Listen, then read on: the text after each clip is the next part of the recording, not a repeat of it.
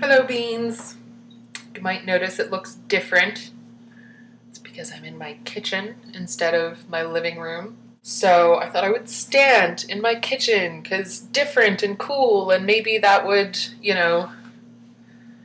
inspire something. It is pretty hilarious if you look at my setup. I'll show it to you now because it's video and I can do these kinds of things. That pile of books in my sink is where I place my laptop. I don't know why I picked this solution. I have to say it's pretty ridiculous, but I kind of like it. I don't know that it's a permanent solution, but it works for now.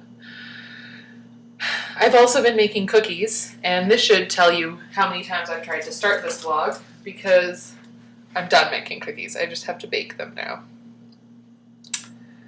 Yeah. They're delicious cookies. I've been making them obsessively is perhaps the wrong word, but I've been making them essentially constantly since like 2 weeks ago, I guess. Every time I finish the cookies, I make new ones. And because they only take peanut butter, sugar, and 1 egg, even lazy old me can make them, because who can't mush 3 things together and then cook it? I can do that! Yeah! Success! High-fiving 1,000,000 angels! That's my Liz Lemon impression. So yeah, this video's been really hard to make, and every time I finish it, I think, oh God, why? And delete it. So here's hoping this one doesn't get deleted. So this video's been hard to make because, well, you seem to model the be yourself as much as you can be online as well as in person, because, I don't know, I don't want to assume that you have certain reasons for doing this. I could guess that a reason for doing that would be, there's no real difference in your interactions with people online and in person, other than, as you mentioned, the chance that online it's far more likely that someone will record and archive and eventually bring up again whatever you posted. And I guess the only way to sort of deal with that is to just ignore it. I don't know. I can't do that.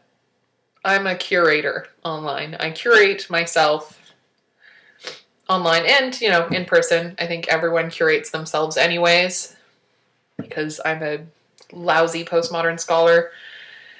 And by lousy, I mean it in the sense that, like, I'm so full of postmodernism that it's like I have postmodernism lice. Oh my God.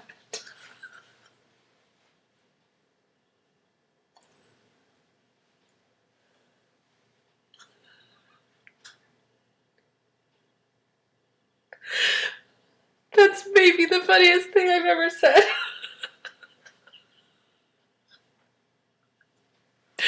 Crying and laughing so hard. Oh my God. I have to keep this video because, of course I have to keep this. I've also maybe gone a little bit crazy because I've tried to make this video like 5 times, 6, 7 times now. I think this is 7. So I meant like lousy postmodernism in the sense of like I'm lousy with postmodernism in that old-timey sense of it. Like it's freaking everywhere. So like an obsessive postmodern person, I don't remember what I was saying. I believe that all selves are created, right? I believe that we all curate ourselves, that everything we do is performance and text that we present, and we interact with other people as their performances and blah, blah, blah. You know all this stuff. So for me to do that online, to do that kind of curation, just makes sense. And I feel like I've gone way off track because I sat there laughing for like 40 seconds. Sorry. So, yeah, I had a hard time saying anything in this video because I didn't really feel like I had anything interesting to say. And because I curate myself online, especially, I feel like everything I put online must therefore be useful, because otherwise, why would I put it on there? Your model, which you called not censoring yourself, which I'm not sure I like that because, well, you know, it's not that I don't like your model. I don't like the word censoring because I don't feel like holding things back is censoring. Obviously, I feel like not including things is curating, right? So I'm not sure I agree with the word censoring. But anyways, what you're doing is being as naturally you as you would be if we were talking in person. If I were to use that model, it would be totally fine if I didn't say anything mind-blowingly insightful, because not every conversation has to blow someone's mind. Some conversations are just normal.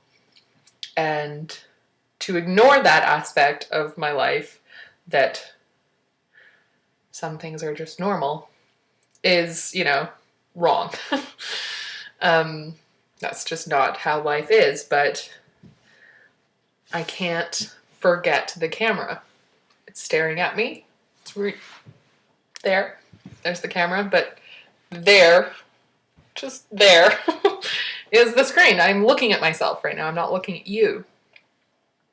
So I can't ignore the fact that there is a frame, that this is a text. And this is why, kids, you should never do grad school, because it will ruin your life forever.